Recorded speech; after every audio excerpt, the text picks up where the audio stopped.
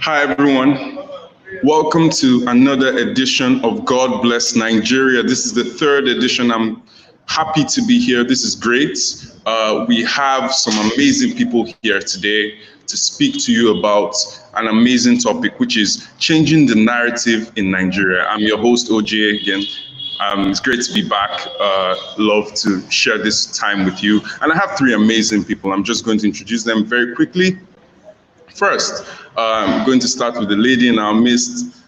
Miss Gift Madojemu is joining us live from Canada right now. She's a medical professional. Thank you, Gift, for taking out time to do this. I know you had a really busy day, and this is an amazing sacrifice. Thank you for joining us.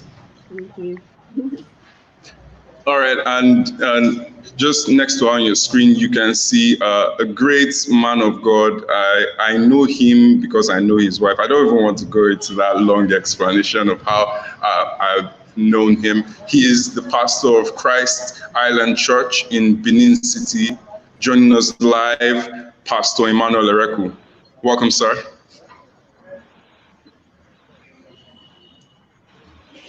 All right, and the Hello. third person, Good evening, everybody. God bless you. And the third person joining us today is a man I respect so much. He's a cybersecurity professional, and he has worked with some top brands. And I have to put one name in there, like InterSwitch. Said I shouldn't mention it, but I'm going to mention it. Sir, thank you for joining us. He's joining us is in Lagos, so we have three people from different locations. Welcome, sir. Thank you very much. Glad to be here. All right, this is an initiative by House of Praise. Remember, we are at House of Praise, HOPCGM, HOPCGM, please, on Instagram, HOPCGMI on Facebook and Twitter. Join us, share your comments. You can put your comments in the comment section, and if we have some questions there that our commenters can answer, we'll just get into that. So the narrative of Nigeria is very, very, some people say it's bad, some people say it's manageable.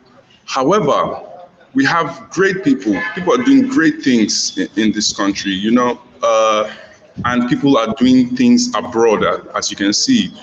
Ms. Gibbs is joining us from Canada. How do we manage these narratives and everything that goes with that? I'm going to start with you. Give. The first thing we're going to be talking about today, you know, Nigeria's had a lot of success. Yes, we've had our failures, but what do you think is the prevalent narrative that you hear or you perceive from the Nigerian average person on a daily basis? Well, that's not really hard to answer, especially living in Canada. And I have a lot of friends who, send me messages on WhatsApp or even Facebook Messenger, like, we need to talk, we just need to check out, like, what's the way forward. And I'm like, yes, I came for school and I've been very blessed and privileged that I've been able to work, and I'm now even still back at school again. So it's worked for me in that regard. But when I was leaving Nigeria, it was not with an escapist mentality, oh, I need to escape because things are really bad. But unfortunately, that's the way things seem to be now, where everyone is like, oh, I need to leave, things are bad, right? So amongst young people, I would say the narrative is pretty negative. They see a country that isn't fulfilling their own needs as young people, and they see the country as one where they might not be able to fulfill their greatest potential because of a lot of other things, red tape. We talk about the pervasive corruption, not just for Nigeria but even across the continent of Africa. So those things make people a bit fearful. And fear is a legitimate emotion. And when people are afraid and when people think there is no hope, then of course they want to look for the alternative, right? So I would say that is the pervasive narrative.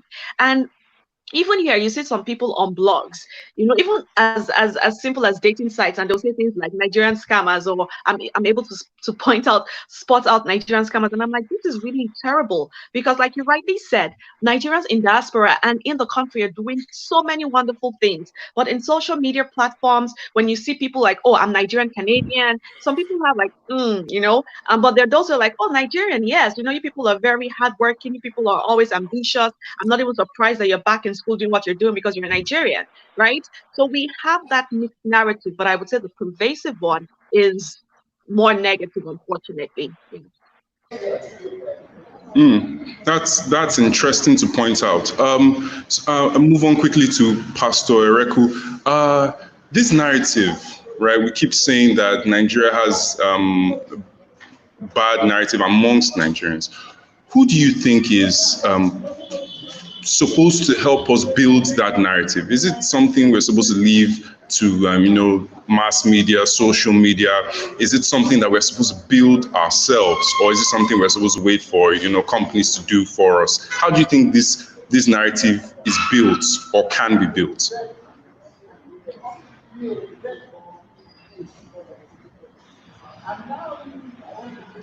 All right, thank you very much. Good evening, everybody, once more. Well, for the negative narrative, a lot of people are involved, but firstly, it's in the nature of man to amplify evil more than good, because the narrative could be true if the presentation of the facts are true, and the narrative could be wrong if it's full of deceit and laced with errors. So the facts push people to narrate what they have seen, okay? Because we interact at the family level, we interact at work, we interact at the market, social interactions, the interaction at all levels, religious interactions, of course. So who pushes this narrative? Everybody. Everybody. You see, the government will speak about what they think, and the politician will talk about what he thinks. The school teacher would also speak about the education system. The businessman will talk about the economy and how it impacts him. So the narrative cuts across everybody. So it's not a particular sector or a particular individual. Everyone will speak depending on how he views things. Okay. So who's responsible for the negative narrative? Everybody that has spoken negatively about Nigeria is responsible. You see, you can tell a market woman, for example, the governor is wicked. You just sold her a narrative. You can tell the bus driver, wow, the government is doing well. You just sold him a narrative. So there is no one person somewhere who is responsible. It's a collective work. Everybody's speaking. Someone is saying what is true. Someone is saying what's not true. So everyone across the board is responsible for the narrative, not one person. But what the media does is the media will drive, the narrative that they think will sell the most or the people want to hear. So the media largely would drive the narrative, positive or negative. But the narrative comes at different levels. It exists in the family, exists in the government, exists in religious sectors, exists in the economy, exists across board. So everyone has a role to play in the narrative. If you say something positive, you sold something positive. If you say something negative, you sold something negative. So nobody is free from selling the narrative. Okay. Mr. Femi, Gift raised an important point. She said you check different sites, people are talking about Nigerians as scammers and all that. But she also mentioned that a lot of Nigerians are doing great things. And we know this, it's evident that a lot of countries, you see a lot of countries, even in athletics and a couple of other things, you see Nigerians doing things in those countries, right? How comes we don't see the positive narratives, and how can we begin to sell those narratives?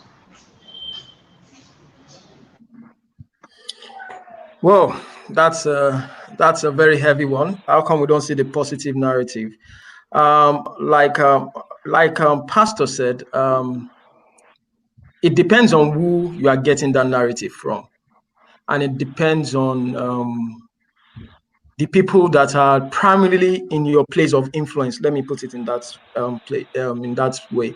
So some few months ago, I think last year, there was a woman there was a very hardworking Nigerian woman in the US that our employer decided to honor her by, I think, pasting the Nigerian flag in the place where she works because of her tenacity and hard work. Now, That's number one. Number two is we all know what is happening in the world today. The coronavirus pandemic, popularly called COVID-19. And there are two Nigerians that are leading the race to find a drug to combat this pandemic. Those are the kind of things we don't get to hear.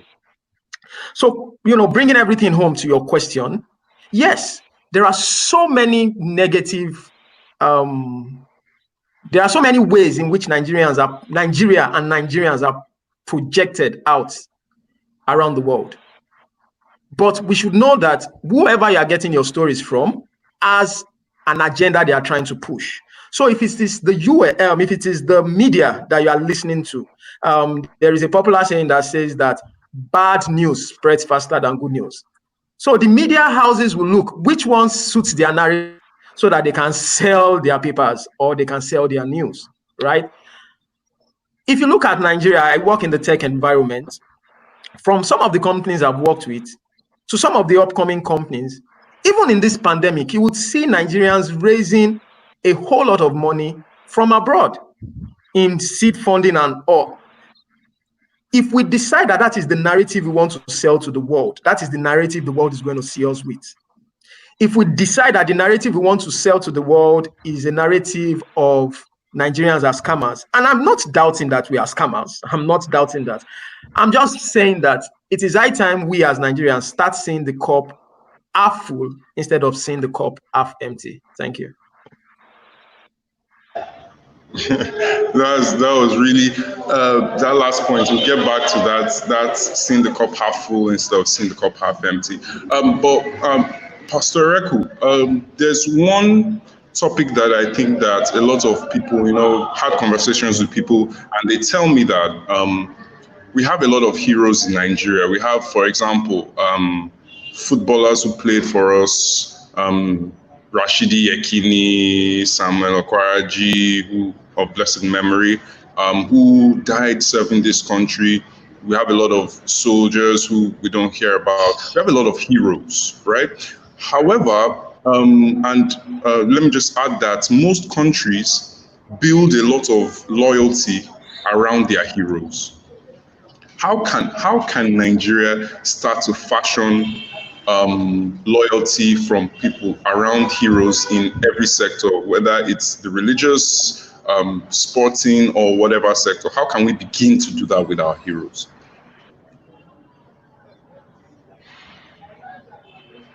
All right, thank you very much. It's very important that we amplify our heroes. This is why. I love what Paul said. He said, count for double honor those who labor over you. In other words, those who have accomplished certain things for your benefit should be respected and honored. So I'd like to start with that. There must be a structure, not just leaving it to individuals. I can honor you, you can honor me, but there must be a structure within every organization, within the family, within the government that honors heroes. What would this do? This would motivate others. Every society that will continue to make consistent progress must operate a reward system. For example, the Bible tells us that Jesus Christ, for the joy that was set before him, endured the cross. So if you want more heroes, you need to expand, increase, and continue with your reward system. The heroes must be rewarded, and not just a one-time reward. It must be a consistent reward. Their families too can be rewarded if they didn't live long enough. Their children can be rewarded. So if someone risks his life to do something for the country, he should be able to have faith that if anything happens to him, those that he's responsible over would not suffer. That will give you the courage to make any sacrifice for the country. So there must be a system of reward. There must be a system that rewards our heroes. And then number two, our heroes should be celebrated by us. We have a culture, or there is a culture, we don't have that culture. There is a culture that a lot of people reward the dead. that believe it must be Yeah. eradicated. You see, while they are alive, they should be celebrated. Not after they're gone. They say he did this in 1960, he did this in 1970. What he did in 2020 should be noised abroad. We should celebrate him. He should see us celebrating. Mm. You see, so there must be present celebration, present reward from the private sector, from the government, and from well-meaning Nigerians. So these two will go a very, very long way. And this will result in us believing that we can make whatever sacrifice is required or necessary to take Nigeria to the next level. And finally, we shouldn't reward those that are not true heroes, because it will discourage the true heroes. Because when you reward those that are not true heroes, you are telling the next generation that these guys are those that get the reward. It is in the nature of man to gravitate towards praise. Everybody, whether you like it or yes or not. So once you are praised, you do more. Once you are applauded, you do more. So praise must be given to those that have achieved a lot. And before you know it, there are heroes everywhere. Heroes everywhere, praise everywhere. Thank you very much. So let's keep our rewards present and celebration of our heroes also present. That's amazing. Gift, I have to come to you on this. Some people are watching this broadcast now, hearing us talk about heroes and doing heroic stuff, right? But they're thinking to themselves, well, I just sweep. I just sweep the road. I don't do anything actually special. My work just goes unnoticed. So I might as well do it or not do it. What do you say to people like that? I know we're speaking to a varied audience. So even though I'm going to quote from the Bible, it's applicable to everyone. The Bible says, "He who is faithful in little will be faithful in much," right? And that anything we do, we should do it as to unto God. There are many people who may not really truly believe in God, but believe in some higher power, believe in something more than themselves. Okay? My point is, in the little that you do, see it as service, see it as beyond you, see it as, oh, I'm not just doing this for paycheck. See it as, I want to do my own little bit. Because this narrative that we're talking about, this country that we're talking about, where, oh, everything doesn't work or whatever the negative narrative is, like it was rightly said, it comes from everyone. So if everyone decides on their own, I will do my bit, I will be faithful in my bit, I'm not going to wait for the next person to do their own thing. If everyone has that mindset, then you see that collectively we begin to change that narrative. So you may be sweeping the street and you say, oh, but it doesn't matter, so why should I even bother showing up to do that? Two things happen. First of all, you keep yourself in that level. You say, oh, I want to move from sweeping the streets to, maybe even having my own cleaning service. But if you're not faithful to take those little steps to clean the street diligently, you will not have the determination and the forthright nature to even build your own business to have a cleaning service, because you will take in that attitude into what you want to do for yourself. So sometimes you say, oh, I'm doing it for this person I work for, I'm doing it for the government. But honestly, what we're doing is that we're building habits for ourselves. So for every time you don't show up, for every time that you're faithless, for every time that you're lazy, you're building it onto yourself. You're adding onto yourself, that when you now decide, I want to do something for myself, because you're so used to being lazy, so used to not showing up, you will not show up for yourself. Right? So it's that self-fulfilling prophecy of, oh, I'm not going to do anything, and it really will not do anything for you. So it does matter. It matters that we're faithful in the little. It matters that we show up for other people and other things, because it ultimately comes down to us and comes down to ourselves. So if you're listening to this right now and you're conflicted about going to work tomorrow, or no, on Monday, I mean, sorry, and you're conflicted about doing your duty, or you're conflicted about even tomorrow about doing that little thing you're supposed to do, just think twice. Remember what she says. It's a self-fulfilling prophecy. Sir, Mr. Femi, I need to. I need you to give us some perspective on this. There's a lot going on. economists say, you need foreign direct investment to build your country. You need other countries to help you. Some people are saying we need diaspora funds from Nigerians in diaspora. Some people are saying we should look inwards. If you were going to apportion percentages or general relevance to these three cadres, that's foreigners, Nigerians in diaspora, and Nigerians residing in Nigeria, how would you apportion the percentages of impact each of these cadres would have in building this nation? All right. Well, okay, so I know there are a lot of economist school of thoughts out there, and whatnot, but nobody will build Nigeria for us. So look at Gift, for example. She's in Canada. She's gone to study. She thinks of her immediate environment first. Her immediate environment right now is Canada, wherever she has. In fact, that's a place of influence first. So we as Nigerians that are in Nigeria right now, we need to start thinking of ways to not just positively showcase Nigeria, but to positively invest time, energy, money, resources in the country. I'm going to give us an example. Dangote, one of the reasons why Dangote is well respected among a lot of businessmen in Nigeria is because the vast majority of Dangote businesses are in Nigeria. Now, if we don't build Nigeria ourselves, nobody can come from outside, neither the diasporans or the foreigners. In fact, guess what? Immediately this pandemic started, I don't know if you all looked at the stock market in Nigeria, the foreign investors bailed, not because they don't love Nigeria, but because of the uncertainty that came with the pandemic, right? But guess what? The Nigerian investors, they are not going anywhere, right? So if Gift had so much money, right, and she was investing in our stock exchange market, she was investing in a particular company, she's not here. She can't measure the thermometer of Nigeria wherever she is.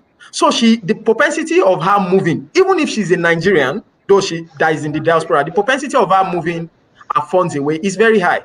But for us Nigerians that are here, where are we going to? We will just sit down now, and then we will try as much as possible to ensure that we create the positivity around whatever thing you are doing. That's number one. Number two is this. If you look at, let's start picking sectors. I'm going to pick the sector which I love so much, the technology sector. One of the companies I work with, as in they are moving leaps and bounds. They've even gone outside Nigeria. It is solely a Nigerian company. Solely a Nigerian company. Yes, we now have investors coming in from here and there, but that company is solely a Nigerian company. Just from two people that saw a problem in Nigeria and decided to solve it. Now, the tenacity in which they used in solving that problem, a foreigner cannot come and use that same tenacity to solve it. Very, very rare for a foreigner to come and use that tenacity to solve that problem. But they believed that they could solve the problem in our financial service industry, and they did. And that company has grown almost 20 years now.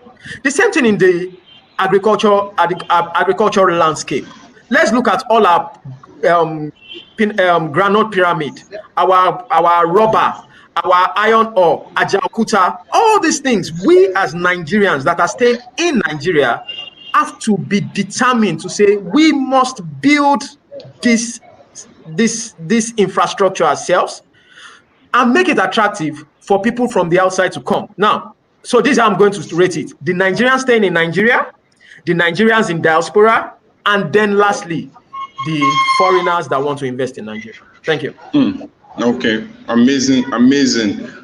So I'm going to just do this. We're running out of time, so I'll just do this rapid fire, starting with you, Pastor Eku. I have two questions for you. The first one, right, a comment came in sometime when we were discussing, and the person is asking me, the person asked me directly, what happens if there's no reward system? What should be the reaction of people then? If, you said there should be a reward system and people usually gravitate towards praise, what happens if there is no reward system?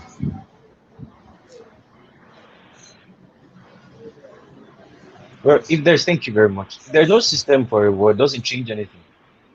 Because your primary motivation shouldn't be the reward. Your primary motivation should be the investment of your personality, right?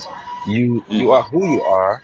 You have studied, you have read, you have been impacted, you have a vision, you want to make a change. So whether or not they reward you, that is not primary. You should have what you want to accomplish. And the reward or no reward, you on it. But I was asking the question, what we can do for our heroes, right? So that's why I said that. But if there is no reward, it shouldn't change anything. Your love for your country is enough. It's the greatest motivation. Love is the greatest motivation. And I always say this, whether we're one or a billion, Jesus would have still come. So he didn't come because we're plenty or many. He came because he loved us. So that same love, we share that love and impact the world with the investment of our personalities. That's what it is. So reward or no reward, you are who you are. Do what you do. Continue to improve. Continue to help others. And the Bible tells us that we stand before God and every man will receive a reward. So there's an eternal reward. Whether you're born again or not, there's an eternal reward. But if you're not, keep doing what you do. So if you're listening to us, just keep doing what you're doing. I'm going to go to you. So there's another question. I'm going to come to that. I just want to make sure that everybody has, a piece of time just in case we run out of time. Gifts, very quickly.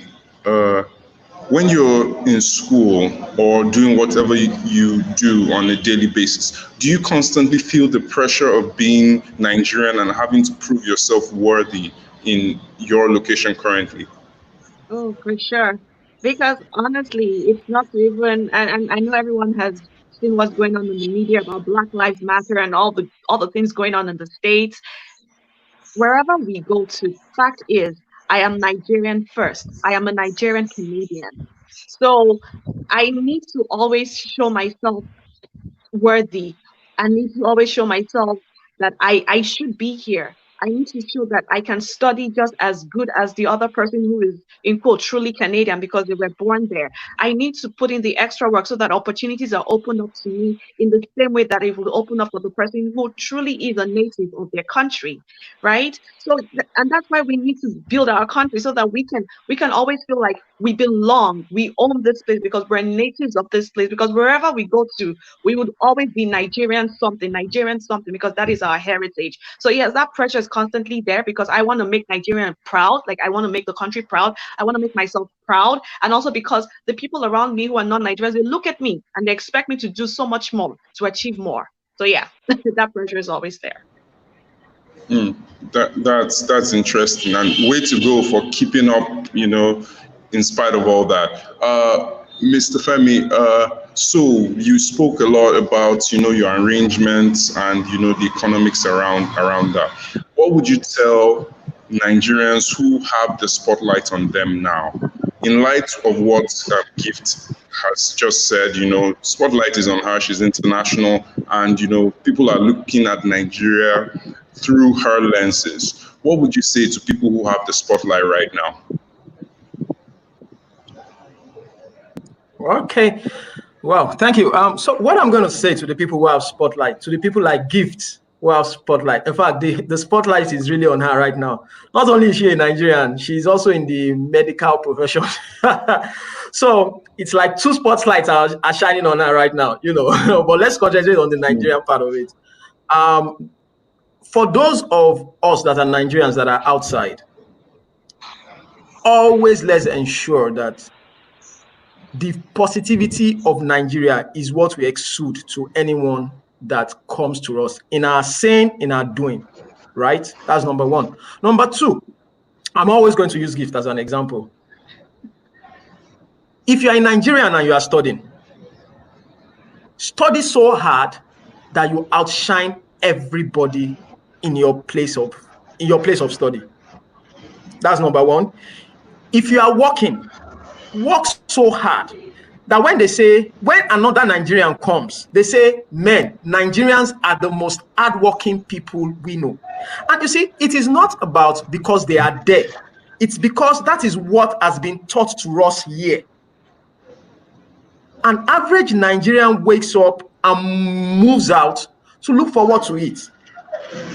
Now, little wonder do we start seeing statistics like the black, how do they put it, in the United States, that they say the most educated black people are Nigerians because they have 2, 3, 4 degrees, right? So in wherever we are, in Nigeria, outside Nigeria, let us ensure that whatever we do, whatever we say, wherever we go, we always try to project Nigeria as that great country in which we'll be proud of anytime, any day. Thank you. Oh, thank you, sir. Last but not the least, Pastor Eku, this is for you. Yesterday I was watching a video of Yvonne Orji. She's a Nigerian comedian based in the US, and they asked her on, one of the top shows, right, daily shows, that how did you get your inspiration and to start comedy? That is, she said, okay, that she was wondering what to do, and she prayed, and the Holy Spirit told her comedy, right? And, the guy was stunned. He was like, I'm a Christian too, but you mean the dove came on your shoe? He said some funny things. What do you think is the position of the church and our faith in the scheme of things? Sorry, I didn't hear you. Okay, can you hear me now? Can you hear me now? Yes. Okay. So I'll just quickly. I didn't get the Okay. So I was just saying that there's a Nigerian actress and comedian in the US who said the Holy Spirit was the inspiration for her going into comedy. He directly told her to go into comedy, and they couldn't believe it in the US. But so, what do you think is the position of the church and our faith as Christians in adjusting, the narrative of the world to Nigeria? What do you think is the position of the church? What should we be doing as a church to change that narrative?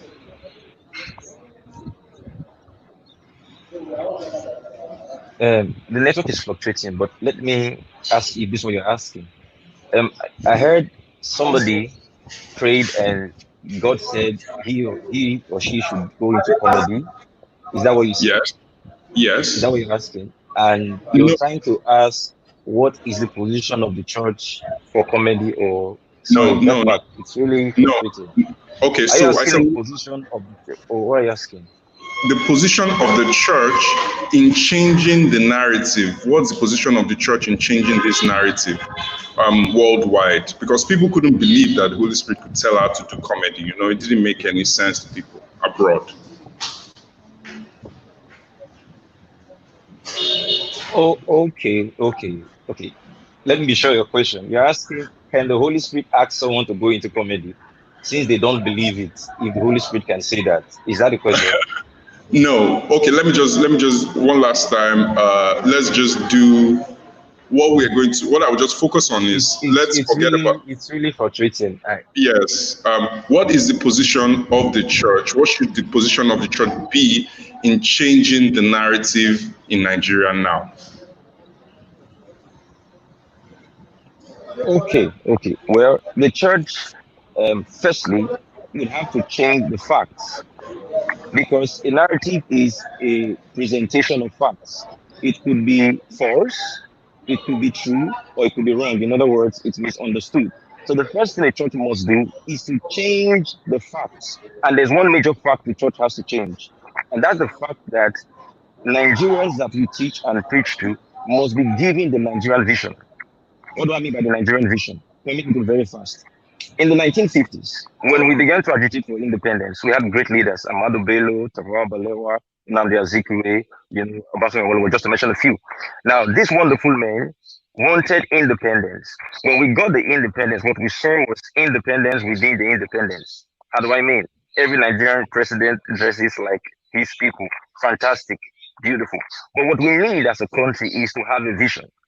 So what the church will do is, as we teach, we will not teach people to think about breaking the country up, but rather we'll teach and preach the word of God to people that can develop themselves and believe that Nigeria can remain one and Nigeria can grow. So we do not teach our people to curse, insult, rebel against the government. However, if they have to say one or two things that do not agree with the government, they can. But we must teach our people to believe in leadership. We must teach our people to go into leadership. We must teach our people to go into different sectors and impact those sectors with the life and nature of God. So it's about teaching the people of God and releasing them into these various departments in governments, politics, economics, wherever, what have you, so that we can impact these places with the light of God. Finally, Jesus said, as long as you're in this world, you are the light of the world, not the light of the church, the light of the world. So the church will change this narrative by teaching our people integrity, teaching our people faith, teaching our people love, and then we'll release them to go forth and change the narrative by changing the facts. Thank you. Pastor Emmanuel Ereku, well said. Thank you for joining us from Benin. We know that you're a very busy man, but we thank you for giving us your time today in this amazing session. Great work, sir. Thank you. It's an honor. Thank you very much, Ms. Gift Madujemu. You joined us all the way from Canada. Keep the torch burning, and keep doing what you're doing. Keep being a great example to all of us here. Thank you. That was great for me. And Mr. Femi, thank you for your insights, for helping us to understand what we can do as we are in Nigeria and what we should be projecting to the world. Such great insights from you. Thank you very much, sir. Thank you very much. Thank you for having me. So, ladies and gentlemen, thank you for joining us today. It was an amazing session. You heard a lot of things. Please note that you have a choice to follow the narrative as it is now, or change the narrative in your life, in your environment, the people around you. So this has been brought to you by House of Praise. Join us tomorrow by 9 a.m. at HOPCGM on Instagram, or at HOPCGM on Facebook and Twitter. Thank you for joining us. I'm OJ. Thank you for listening to me, listen to these people. And my final word for you is God bless Nigeria. Can you just say God bless Nigeria for everybody? God bless Nigeria. God bless Nigeria. Thank you all. God bless Nigeria. Have a great day. God bless Nigeria.